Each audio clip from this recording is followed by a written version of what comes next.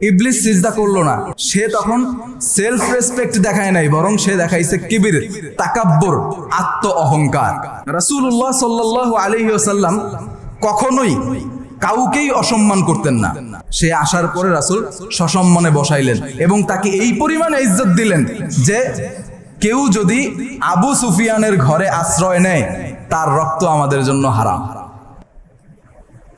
এ কারণে আমরা কোনটা চাই, আমরা কোনটা চাই সেটা আমাদেরকে আগে ডিফাইন করতে হবে। আমরা আসলে কি চাই? এখানে যে ইজ্জতের কথা বলা হয়েছে, ইজ্জত দুই রকমের। একটা হচ্ছিল সেলফ রেসপেক্ট, আত্মসম্মান, নিজেকে নিজে সম্মান করা, নিজেকে নিজে সম্মান করা, নিজেকে বেইজ্জত না করা, অতিরিক্ত কথা না বলা, অজাগায় অপরিস্থিতিতে যেখানে আমার কথা বলার প্রয়োজন নাই সেখানে কথা না বলা, নিজেকে নিজে সম্মানিত করা, সেলফ রেসপেক্ট। যদি ধরেন আপনি আপনার বন্ধু বান্ধবদের মধ্যে আছেন, সেইখানে কেউ পচায় না, বন্ধু বান্ধবদের মধ্যে থাকলে একজন সবাই মিলে একজনকে পচায় না, সেইখানে আপনি নিজের প্রতি অসম্মান বোধ করতেছেন। এটা হচ্ছিল সেলফ রেসপেক্ট থেকে। আপনারা যদি কেউ পচায় অথবা আপনাকে যদি কেউ চেতাইতে চায়, আপনাকে যদি কেউ বেইজ্জত করতে চায়, তখন যে আপনি অসম্মান বোধ করেন সেটাকে বলা হয় সেলফ রেসপেক্টের জায়গা থেকে আপনি নিজের প্রতি অসম্মান বোধ করছেন। আর আরেকটা হচ্ছে হলো অহংকার। আরেকটা কি? অহংকার, কিবির, তাকাব্বুর। সেটা হচ্ছিল আমি সম্মানিত আর কেউ সম্মানিত না, এরকম ভাব আছে না? আমি সম্মানিত আর কেউ সম্মানিত না, অর্থাৎ আপনি নিজে ব্যতীত অন্য কাউকে সম্মান দিতেই জানেন না। নিজের প্রতি নিজের সর্বোচ্চ সম্মান আছে, অপর কেউ আরে একে দেখার মতো দরকার নাই, বিষয় নাই, কিছু নাই। তাহলে এই সেলফ রেসপেক্ট এটা জায়েজ, এটা আপনি করতে পারেন, আপনি নিজেকে নিজে সম্মান করতে পারেন, আত্মসম্মান বোধ সম্পন্ন ব্যক্তি আপনি হতে পারেন, আত্মমর্যাদাশীল মানুষ আপনি হতে পারেন। এটা জায়েজ এবং এটা জরুরি, আপনার করতে হবে। প্রত্যেকজন মুসলমান আত্মসম্মান বোধ সম্পন্ন এবং আত্মমর্যাদাশীল মানুষ হবে, কিন্তু অহংকারী হবে না, তাকাব্বুর সে করবে না।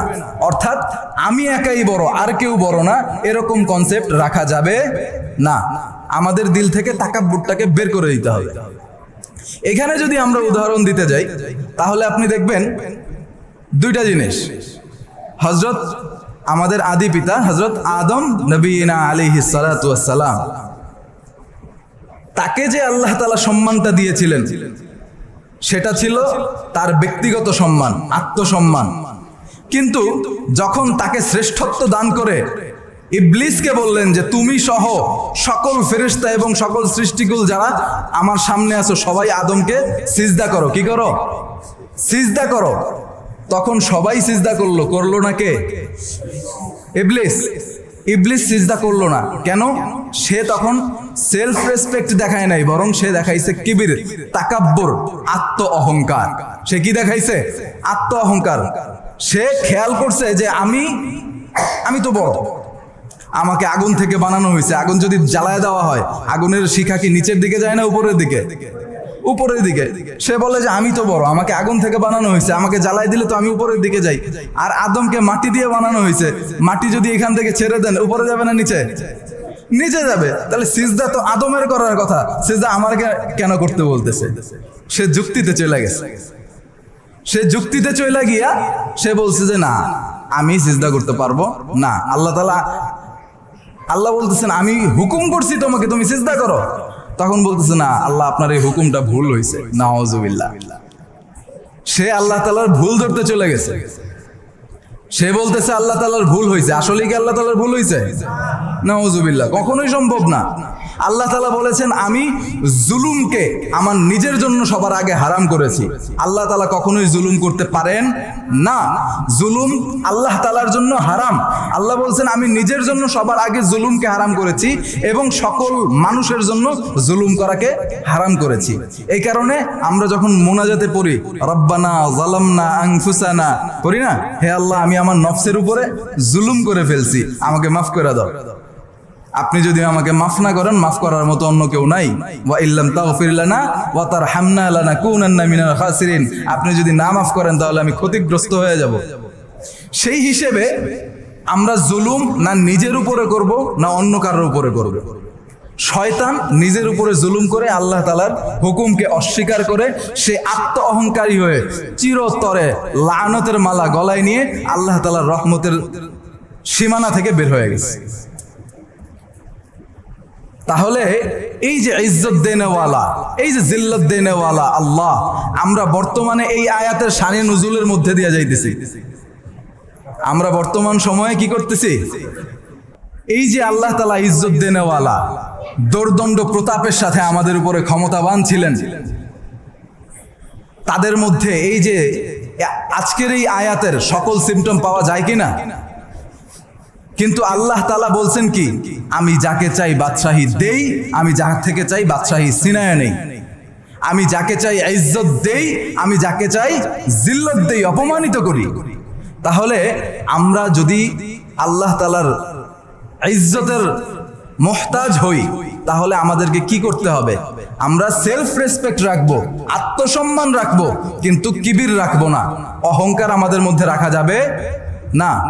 তাহলে আমরা শুধুমাত্র আল্লাহ তাআলার কাছে রুজু হয়ে আল্লাহ তাআলার দরবারে নিজেদেরকে নত করে দিয়ে আমরা এটা থেকে মুক্তি পেতে পারি। এটার যদি আরেকটা উদাহরণ দেখেন, রাসূলুল্লাহ সাল্লাল্লাহু আলাইহি ওয়াসাল্লাম কখনোই কাউকেই অসম্মান করতেন না, হোক সে কাফের, হোক সে কাফের।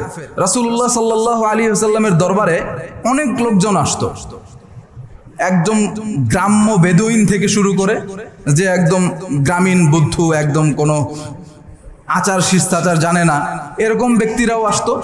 আবার কোনো কোনো গোত্রপতি সরদার লেভেলের মানুষরাও আসতো।